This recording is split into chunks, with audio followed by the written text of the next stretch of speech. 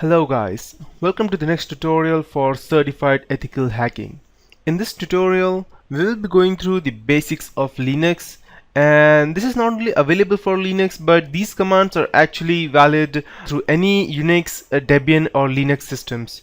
So I will be showing you a bit of basics before I proceed on, because I would be using these commands in my next tutorials. So that you get a good hold of these things, I will be teaching you about that. I think I'll have to run it through as an administrator.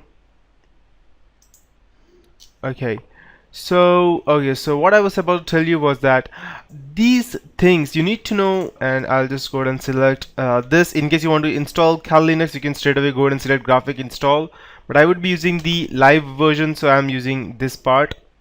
So whatever you do using the live version of Kali Linux, it does not get stored on the RAM, on the hard disk, nowhere else.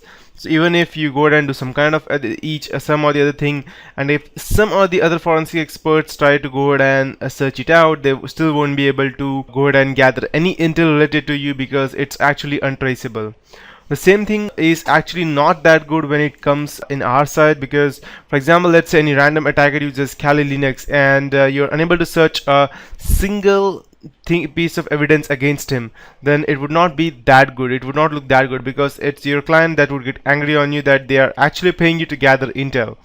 So although there are a lot of things with Kali Linux, but there are a few things that I would like to teach you. So before I proceed, I'll just go ahead and full screen this. I'll change the display resolution so that it becomes a bit better. And yeah, so just a moment. Okay, so I'll just go over here, displays, unknown display, and I'll change the resolution to the 1280 into 960. I think this would be perfect, and apply. Perfect. Okay, so in this tutorial I'll mostly be using the terminal. However, you can also go ahead and use the graphical user interface to like using my computer part and right clicking and copying it over here and there, but I won't be using that, because when you're actually trying to hack someone else's computer, you won't need any of these things, frankly speaking, guys. Because the thing over here is that you do that thing in Windows, but when it comes to Linux, you can go ahead and ask any person. They do not use a single part of like right click and copy and all those things. Normally what they would use is the cp command to copy and all those things, only using through the terminal. Now you might be wondering, how can you go ahead and copy all of these things over here? So the thing is that the first command that I would be teaching you would be ls. ls means it checks the current directory, the things which are there in the current directory of yours.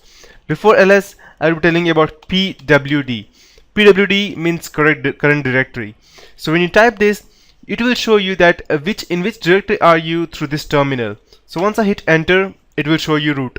So there is a root directory over here, and if you go to my computer and file system over here, okay, so as you can see, there are different directories, and this is the root directory. Now in this directory you're in right now in the terminal. Now let's say you want to go into the desktop directory, then you can just type cd, that is to change directory, and then you can type desktop.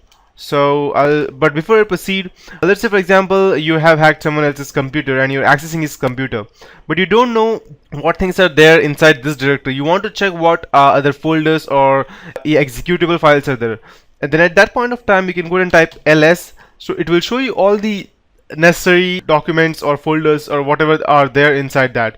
So as of now, inside root directory we have desktop, documents, and all these things. So when I type ls, I should be given these things over here. So I'll just hit enter, and perfect. As you can see, I have desktop, documents, downloads, and everything. Now if I want to go into desktop, if I want to navigate there, I can just type cd capital desk and make sure that you type the same thing. If I type desktop, then it won't take me there, because it is extremely case sensitive. So you need to type capital D and desktop and slash and hit enter. It will take you to the desktop. Now you can type ls over here and check what is there. Since we don't have anything on our desktop, it won't show me anything. Similarly, I can also go ahead and, instead of me typing each and every other thing, for example, I can type cd space double periods, and I can go back to my previous directory, and I'm again back into root. Now let's say for example you have something with a very big long name. Let's say for example you go into desktop, and I'll just create a new folder over here with some randomly big name, and I'll just type ls over here. As you can see, this is a very big directory, so it won't be or it won't look good, or it would be like very noobish for me to go ahead and type, let's say for example, to go into that directory I'll type ASD or something like that, or for me to go ahead and copy this over here and then paste it over here, something like that. So, or I can just, or let's say for example if I paste it over here, then I cannot do that every time to navigate into that directory. So at that point of time, what I would do is I would just go over here to type cd. I'll just type the first 2 or 3 letters over here, that's ASD for example, and I'll press tab. It will automatically go ahead and complete the statement or whatever the folder's name is, and I can hit enter. It will automatically take me into that directory. I can type cd space period to go to back over there. I'll create a new text file over here. I don't think I probably can create a text file. Let me check. Okay, so what I would do is I'll just, let's say for example, I'll just, if I want to remove this directory, then I could type rm and asd, but it won't actually remove that directory over there. The reason for that is because you cannot remove a directory with just typing rm. So in order for you to remove the directory, you will have to type rmdir and then asd and enter. And as you can see, this specific folder was deleted.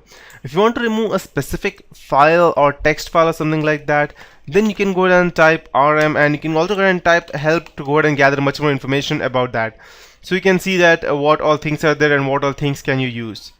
Now these things are actually good, but let's say for example you want to navigate deeper into the directory, or you want to go ahead and execute root commands. So as of now in Kali Linux, you don't need to use the sudo version over here, that's super user do.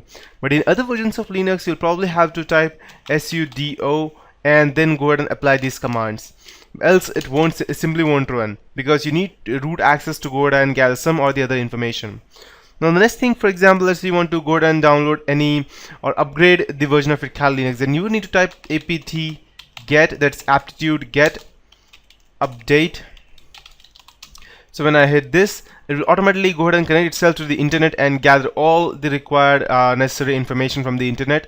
These are the updates actually, and as you can see, these sites were actually blocked from my company's website. That's why it's not actually gathering these packages.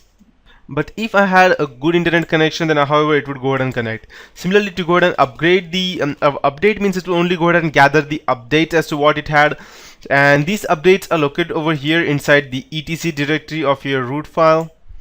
So over here you would be having etc and then apt, and over here you would have the source list.d, and this is our main file.